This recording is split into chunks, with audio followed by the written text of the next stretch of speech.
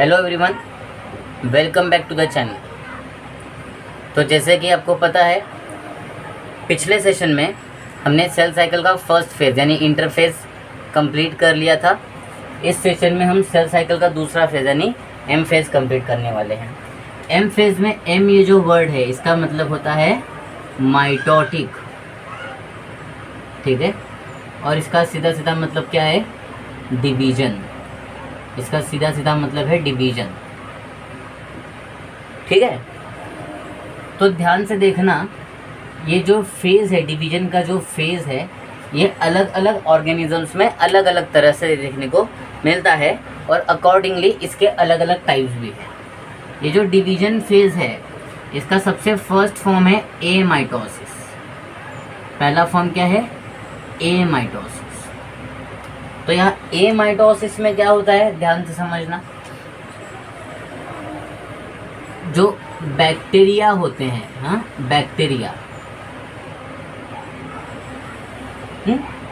या फिर जो यूनिसेल्युलर यूकारियोट्स हैं, यूनिसेल्युलर यूकारियोट्स,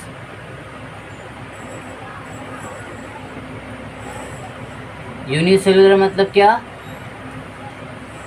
यूनिसेल्युलर मतलब single cell acts as the whole body।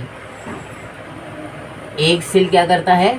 पूरी बॉडी की तरह एक्ट करता है। मतलब एक ही सेल बॉडी के सभी फंक्शंस परफॉर्म करता है, या फिर तुम ये कह सकते हो कि एक ही सेल पूरी बॉडी का काम करता है। और दूसरा जो है यूकारियोट। यूकारियोट मतलब क्या? Possess true nucleus.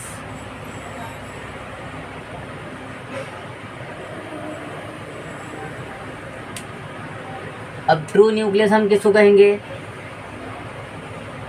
क्वेश्चन आया था ना, अभी ट्रू न्यूक्लियस क्या है? हाँ, ये क्या चीज़ है? ये क्या नया कुछ आया हुआ है? True nucleus.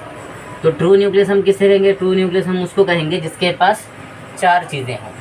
सबसे पहला, उसमें एक फ्लूइड होना चाहिए जिसको हम कहते हैं न्यूक्लियोप्लाज्म। दूसरा, उसमें एक बैंड होना चाहिए या फिर एक फाइबरस बैंड होना चाहिए जिसको हम कहते हैं न्यूक्लियोलस। तीसरा, उसमें क्या होना चाहिए? जेनेटिक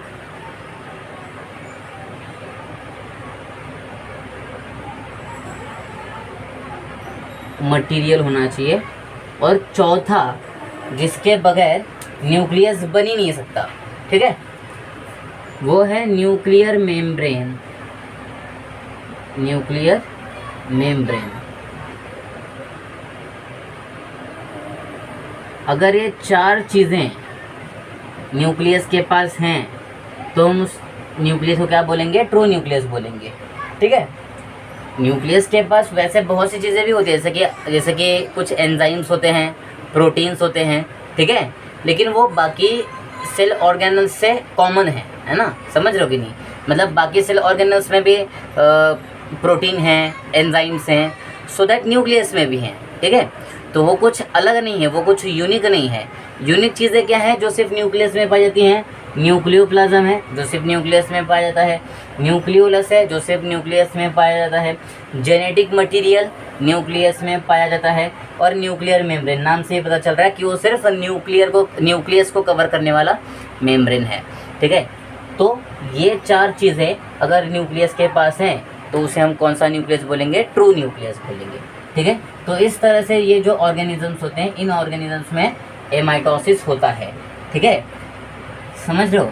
अब बैक्टीरियल सेल में तो न्यूक्लियस नहीं है, लेकिन फिर भी जो मोड ऑफ डिवीजन है, ठीक है, या फिर जो डिवीजन का प्रोसेस है, वो बिल्कुल वैसा ही है जैसा अभी मैं एमाइटोसिस में एक्सप्लेन करने वाला हूँ। तो ठीक है, ज़रा एक बार अच्छे से देख लेना। तो एमाइटोसिस में होता क्या है, ध्यान से समझो। एग्जाम्पल के तौर पे तुम्हारे पास ये सेल है, राइट? तुम्हारे पास ये सेल है,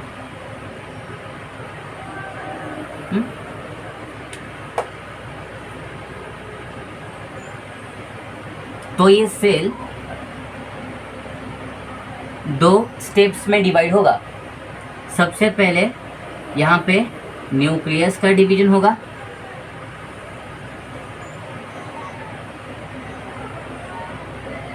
ठीक है, और फिर अगले स्टेप में साइटोप्लाज्म का डिवीजन होगा।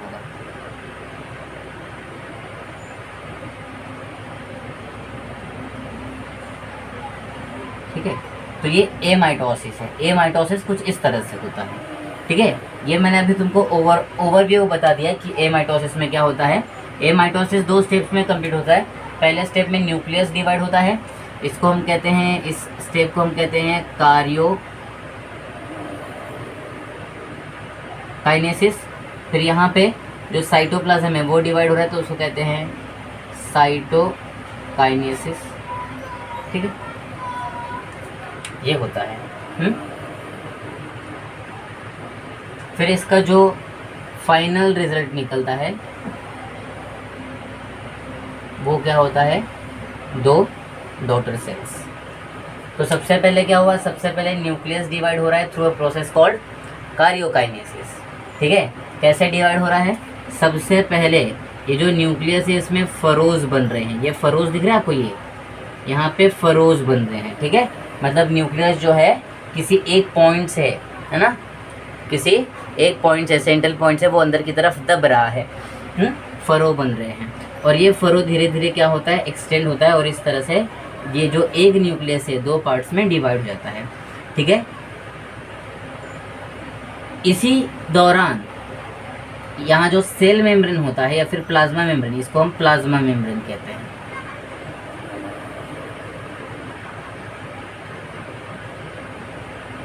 ये जो प्लाज्मा मेम्ब्रेन है इसमें भी फरोज बनती हैं, और ये फरोज भी धीरे धीरे क्या होती है, एक्सटेंड होती है और ऐसे करके 2 डॉटर सेल्स फॉर्म होते हैं। इसमें अगर तुम ध्यान से देखो तो तुम्हें न्यूक्लियस डिवाइड होते हुए साफ साफ दिख रहा है। न्यूक्लियस डिवाइड होते हुए साफ साफ दिख रहा है, तो इसलिए इस डिवीजन को हम क्या कहते हैं, डायरेक्ट डिवीजन कहते हैं। डायरेक्ट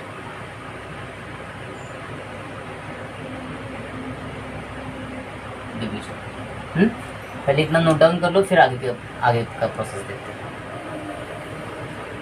एमाइटोसिस है जो प्रोसेस है जिसको हम डायरेक्ट डिवीजन कहते हैं, ये लोअर ऑर्गेनिजम्स के लिए सूटेबल है, ठीक है। लेकिन हायर ऑर्गेनिजम्स में ये प्रोसेस यूज़ नहीं किया जा सकता। क्यों? क्योंकि इस प्रोसेस की एक लिमिटेशन है। क्या लिमिटेशन है, आइए देखते हैं। सपोज कि तुम्हारे पास ये एक सेल है, ठीक है, और इस सेल में यहाँ पे कुछ क्रोमोसोम्स हैं, राइट, ठीक है। एमाइटोसिस में क्या होता है, एमाइटोसिस में न्यूक्लियस जो है वो सीधे सीधे डिवाइड हो जाता है। तो अगर ये न्यूक्लियस यहाँ से कुछ इस तरह से डिवाइड हो रहा है, ठीक है, तो यहाँ क्या होगा, जो 2 न्यूक्लियाई बनेंगे उनमें से एक न्यूक्लियस के पास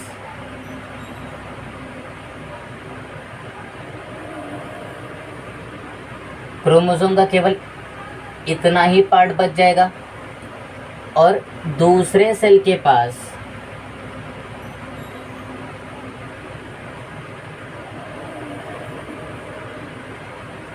इस क्रोमोसोम का ये पोर्शन आ जाएगा। तो यहाँ पे क्या हो रहा है, यहाँ पे जेनेटिक मटेरियल का अनइक्वल डिस्ट्रीब्यूशन हो रहा है। इसका मतलब ये नहीं कि हर बार यहाँ पे जेनेटिक मटेरियल का अनइक्वल डिस्ट्रीब्यूशन ही होगा, और ऐसा भी ज़रूरी नहीं कि हर बार इक्वल डिस्ट्रीब्यूशन ही होगा, ठीक है। At the time of division, at the time of karyokinesis, chromosomes की पोजीशन क्या है, डिपेंडिंग ऑन दैट ये डिसाइड होता है कि ये जेनेटिक मटेरियल इक्वली डिस्ट्रीब्यूट होंगे या अनइक्वली डिस्ट्रीब्यूट होंगे। तो इक्वल डिस्ट्रीब्यूशन के जो चांसेस है वो यहाँ पे बहुत कम होते हैं, ठीक है। तो इसलिए इस तरह का जो डिवीजन है वो डिवीजन उस ऑर्गेनिज्म के लिए बहुत हद तक सूटेबल है जो ऑर्गेनिज्म सिर्फ एक सेल से बना है, क्योंकि अल्टीमेटली उसकी सारी प्रोसेस एक ही सेल द्वारा होनी है। लेकिन जब मल्टी सेलुलर ऑर्गेनिज्म की बात आती है तो मल्टी सेलुलर ऑर्गेनिज्म के साथ प्रॉब्लम ये होती है कि उसकी बॉडी बहुत सारे सेल से बनी हुई है। तो अगर कोई एक फंक्शन परफॉर्म करना है, मान लो अगर ब्रीदिंग करना है, तो ब्रीदिंग किसके थ्रू होती है? नॉस्ट्रिल्स के थ्रू, है ना। नॉस्ट्रिल्स के थ्रू, लंग्स के थ्रू, और ये जो ट्रैकिया वगैरह है उसके थ्रू। मान लो लंग्स है, लंग्स, तो लंग्स सारे एक टाइप के सेल से बने हुए हैं। तो एक भी सेल के अंदर अगर जेनेटिक मटेरियल का अनइक्वल डिस्ट्रीब्यूशन रहा तो आगे चलकर वैसे ही सेल्स प्रोड्यूस करेगा, जिससे लंग की मॉर्फोलॉजी में क्या आ सकता है? डिफेक्ट आ सकता है। ठीक है, समझ रहे हो? या फिर लंग की मॉर्फोलॉजी में कोई खराबी आ सकती है। तो ये सब चीज़ें अवॉइड करने के लिए हायर ऑर्गेनिजम्स में एमाइटोसिस या सेल डिवीजन नहीं होता है। तो हायर ऑर्गेनिजम्स में जो सेल डिवीजन होता है उस सेल डिवीजन को हम कहते हैं माइटोसिस। तो अभी हम लोग क्या करते हैं? माइटोसिस के बारे में बात कर लेते हैं। तो यहाँ पे हम पहले मेंशन करते हैं कि यहाँ पे क्या हो रहा है? अनइक्वल डिस्ट्रीब्यूशन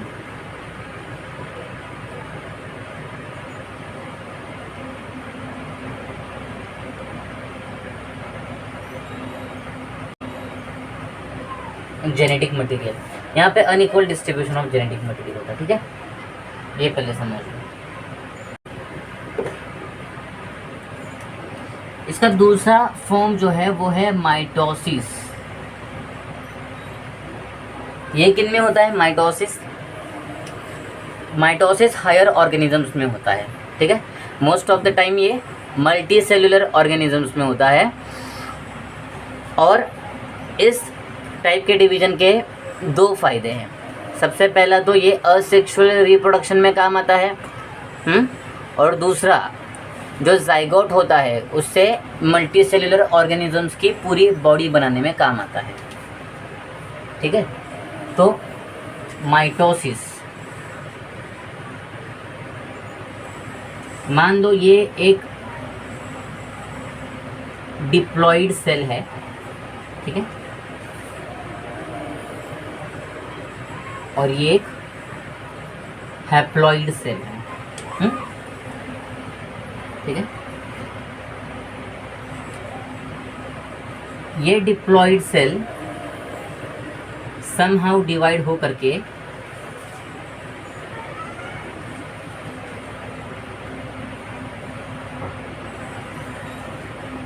दो डॉटर सेल्स बनाता है। ठीक है, और दोनों भी डॉटर सेल्स में सेम नंबर ऑफ क्रोमोसोम्स है जितने इनके पेरेंट्स में थे।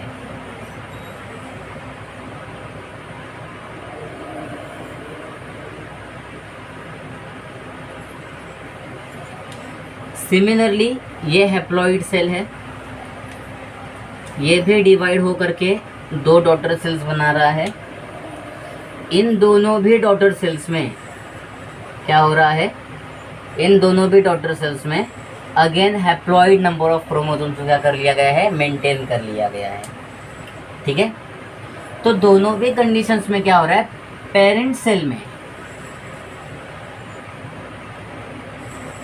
सेल में जितने भी नंबर ऑफ क्रोमोसोम्स थे वो नंबर ऑफ क्रोमोसोम दोनों डॉटर सेल में क्या कर लिए गए हैं? मेंटेन कर लिए गए हैं।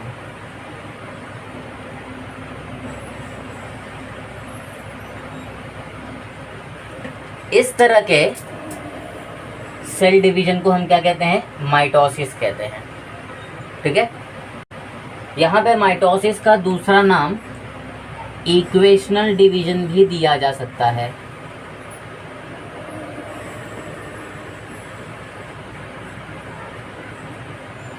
Equational division.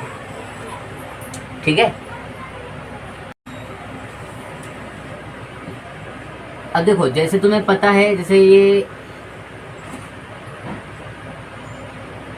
सॉरी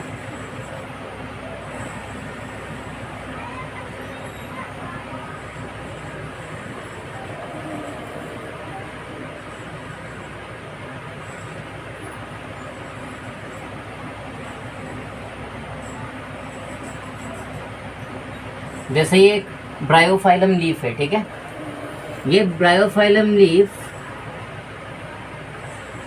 रिप्रोडक्शन करने के लिए अपने मार्जिन पे कुछ बड्स प्रोड्यूस करता है, बड्स, ठीक है, बड्स प्रोड्यूस करता है।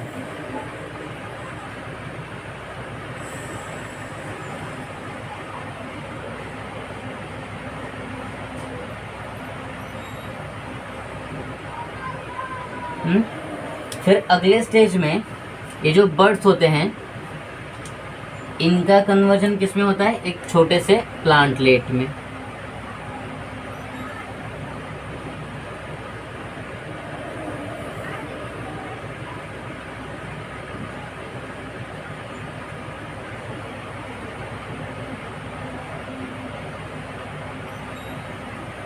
ठीक है, तो भी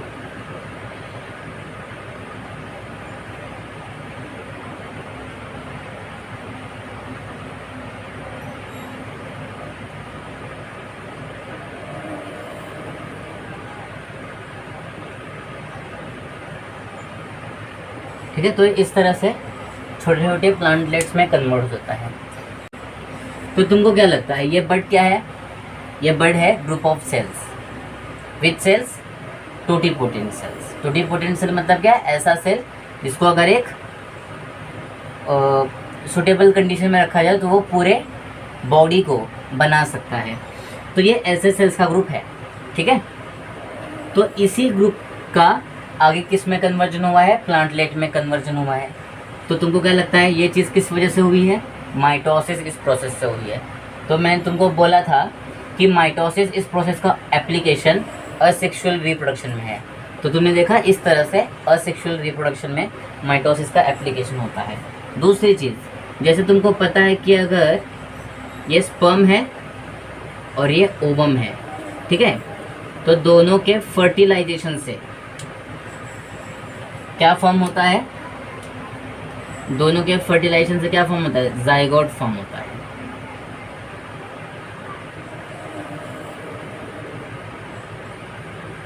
ठीक है, और इस जाइगोट से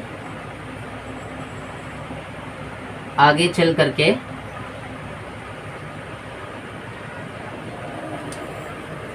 एक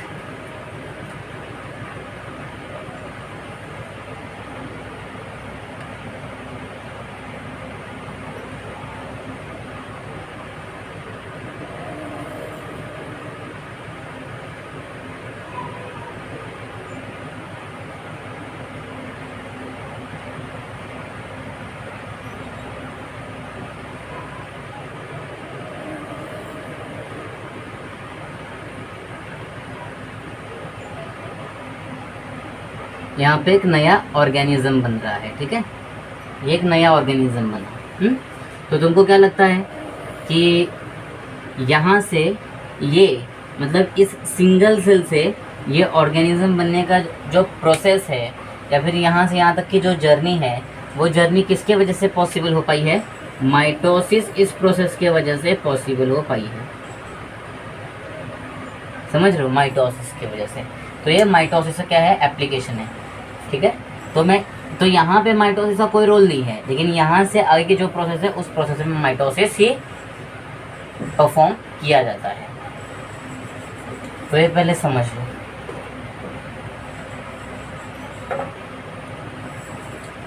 तो यहाँ पे क्या हो रहा है? यहाँ पे हो रहा है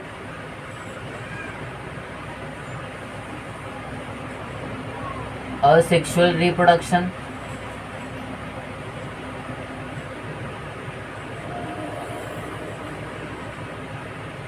और यहाँ पे क्या हो रहा है?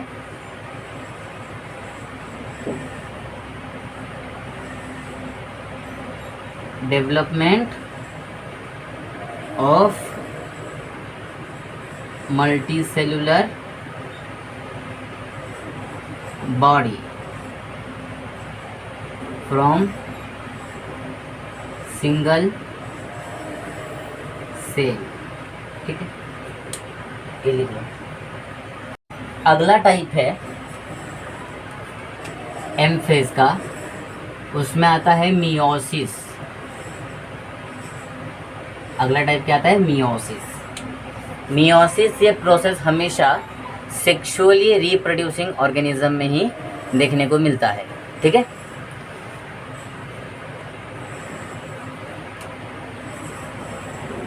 seen only in sexually reproducing organism, ठीक है। देखो, तुम्हें पता है कि हर ऑर्गेनिज्म के लाइफ के दो फेज होते हैं, एक जुवेनाइल फेज होता है और एक रिप्रोडक्टिव फेज होता है ना। तो रिप्रोडक्टिव फेज में कोई ऑर्गेनिज्म एंटर हुआ है, ये कैसे पता चलता है? उसकी बॉडी में कुछ चेंजेस होते हैं हार्मोनल लेवल पे, लेकिन सेलुलर लेवल पे भी उसकी बॉडी में कुछ प्रोसेसेस होती हैं, मतलब सेलुलर लेवल पे भी कुछ होता है। क्या होता है? तो जैसे यहाँ पे एक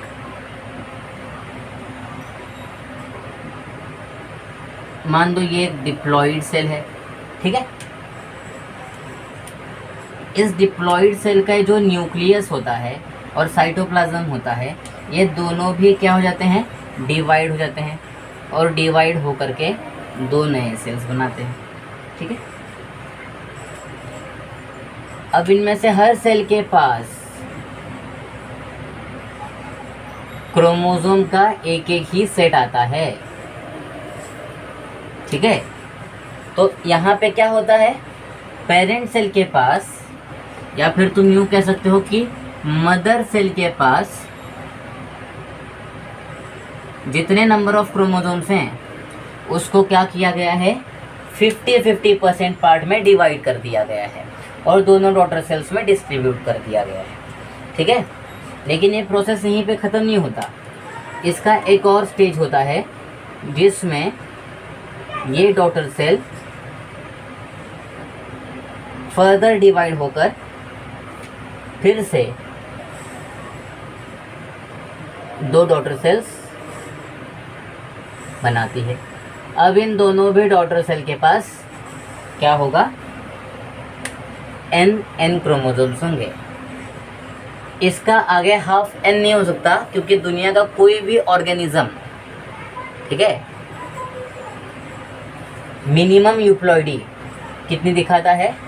n दिखाता है, मतलब उसमें minimum n number of chromosomes तो रहेंगे। अब यहाँ पे n का मतलब जरूरी नहीं कि हमेशा 23 हो, ठीक है। n की जो वैल्यू होती है वो चेंज होती रहती है। जैसे कि अगर हम लोग बात करें हनी बी की, तो हनी बी में जो n की वैल्यू है वो 16 क्रोमोसोम्स है, ठीक है।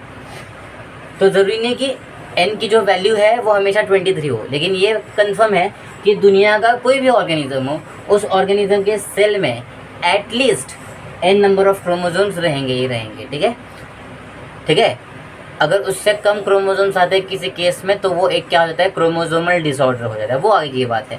लेकिन फिलहाल इतना समझ लो कि हर ऑर्गेनिज्म के अंदर कम से कम n क्रोमोसोम्स होते ही होते हैं, ठीक है। ये मिनिमम प्लॉइडी है किसी भी ऑर्गेनिज्म के सेल की। तो इस तरह से ये प्रोसेस हुआ, ठीक है। तो यहाँ से हमें क्या समझ में आ रहा है? तो यहाँ पे ये जो प्रोसेस है, ये प्रोसेस एंड हो जाता है। तो इससे हमें क्या समझ में आ रहा है कि ये जो मियोसिस प्रोसेस है, ये असल में एक डिवीजन में कंप्लीट नहीं हो रहा है, बल्कि दो डिवीजन्स में कंप्लीट हो रहा है। यानी एक साइकिल में कंप्लीट नहीं हो रहा है, बल्कि दो साइकिल में कंप्लीट हो रहा है। तो जो ये जो पहला इसका साइकिल है, इसको हमने क्या नाम दिया हुआ है? इसको हमने नाम दिया हुआ है मियोसिस 1। क्या नाम दिया है? मियोसिस 1, ठीक है, ठीक है। और इसका जो दूसरा पार्ट है, इसको हमने नाम दिया हुआ है मियोसिस 2।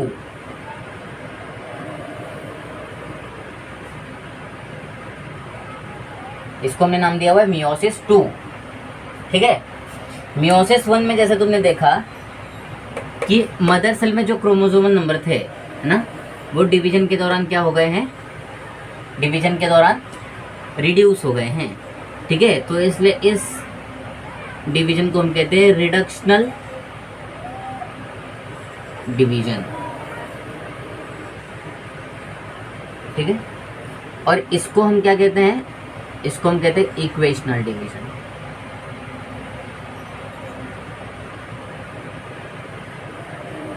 ठीक है।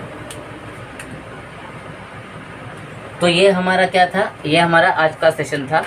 तो आज के सेशन में हमने क्या देखा, एम फेज क्या है वो समझ लिया, और एम फेज के तीनों टाइप्स का इंट्रोडक्शन देखा। नेक्स्ट लेक्चर में हम माइटोसिस और मियोसिस इन दोनों डिविजन्स के जो सब फेजेस हैं, यानी जो स्टेप्स हैं, उन स्टेप्स को डिटेल में पढ़ेंगे। आई होप आपको आज का लेक्चर समझ में आया होगा, और अगर आपको ये लेक्चर समझ में आया है तो इस वीडियो को ज़्यादा से ज़्यादा लाइक और शेयर कर दीजिए। चैनल को सब्सक्राइब करके बेल आइकन को प्रेस कर लीजिए, ताकि मेरे आने वाले वीडियो के नोटिफिकेशंस आपको सबसे पहले मिल सके। और वीडियो के नीचे अपने कीमती कमेंट्स देना ना भूलिए। Thank you.